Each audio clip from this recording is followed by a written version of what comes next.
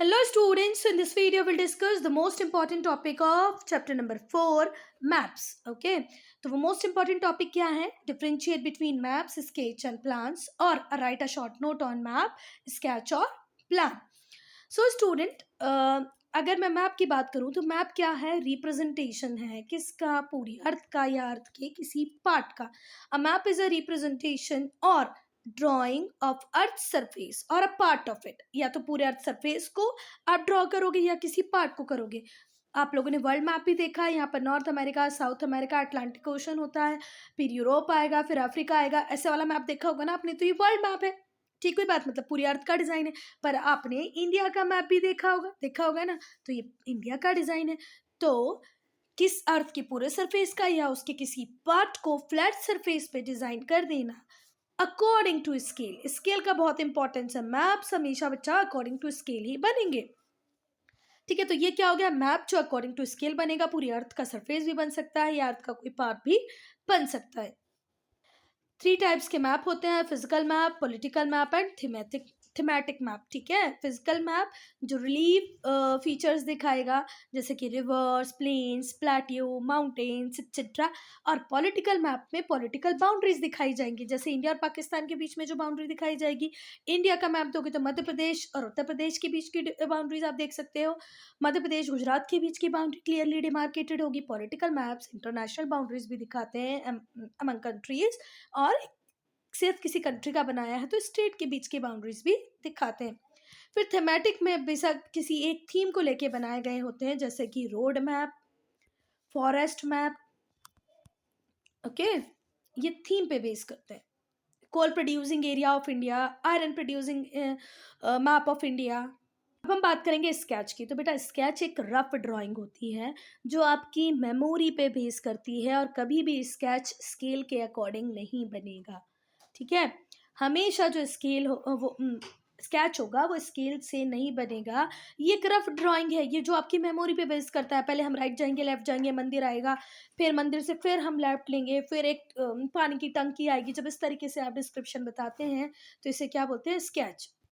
तो बस जो बात याद रखने की वो है कि जो स्केच होता है ये एक रफ ड्राइंग है. बेसिकली आपकी मेमोरी पे या स्पॉट ऑब्जर्वेशन पे डिपेंड करेगी, है ना. और ये कभी भी स्केल के अकॉर्डिंग नहीं बनेगी. ठीक हुई बात. चलो, अब हम प्लान की बात करें तो कई बार स्टूडेंट्स ऐसा होता है कि हमें पूरी इंडिया को या पूरे वर्ल्ड को नहीं देखना. हमें सिर्फ हमारी कॉलोनी को देखना है या हमें हमारे सिर्फ घर के एरिया को देखना है. ठीक है, तब हम किसका यूज़ करते हैं बेटा? तब हम प्लान का यूज़ करते हैं. प्लान ड्राइंग है स्मॉल एरिया की on a large scale. Map में हमेशा हमने देखा है लार्ज एरिया को स्मॉल स्केल पे दिखाया जाता है. ठीक है, पर प्लान में स्मॉल एरिया को लार्ज स्केल पे दिखाया जा रहा है. इतनी बड़ी दुनिया को हम एक छोटे से मैप में दिखा देते हैं. मतलब एक लार्ज एरिया को स्मॉल स्केल में, मतलब छोटी सी जगह में दिखा रहे हैं. पर प्लान में क्या होता है? हम स्मॉल एरिया को लार्ज स्केल पे दिखाते हैं.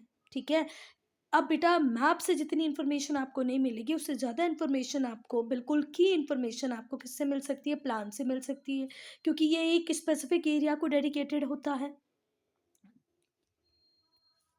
कई बार हम हमारे रूम की लेंथ क्या होगी, विड्थ क्या होगी, टीवी कहाँ रखना है, रेफ्रिजरेटर कहाँ होगा, ये क्या हम मैप में दिखा सकते हैं? पॉसिबल ही नहीं है. तो हम उसके लिए क्या बनाते हैं? प्लान.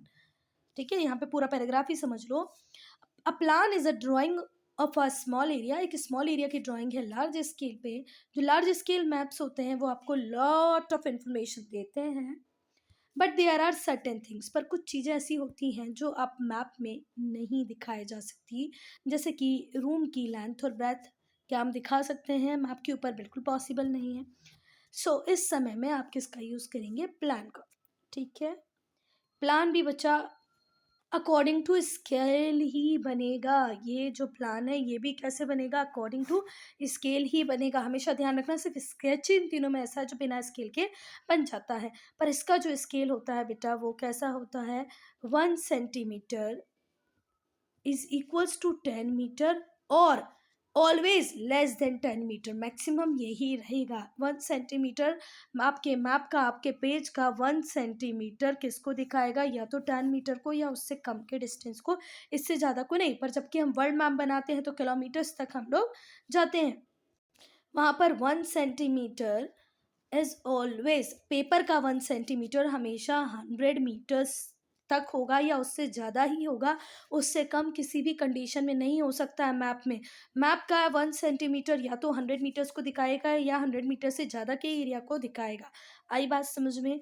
तो प्लान और मैप में मुझे लगता है आप लोग डिफरेंस समझ गए होंगे। यहाँ पर स्केल का डिफरेंस है। यहाँ पे एक बहुत छोटा सा एरिया एक बहुत बड़े डिस्टेंस को दिखा रहा है, किस में, मैप में। पर प्लान में ये कंपेरेटिवली थोड़े से कम डिस्टेंस को दिखाता है। जैसे मैंने बताया 1 centimetre is always equals to 10 metre और लेस देन दैट, उससे कम होगा, उससे ज़्यादा नहीं होगा। ठीक, कोई बात?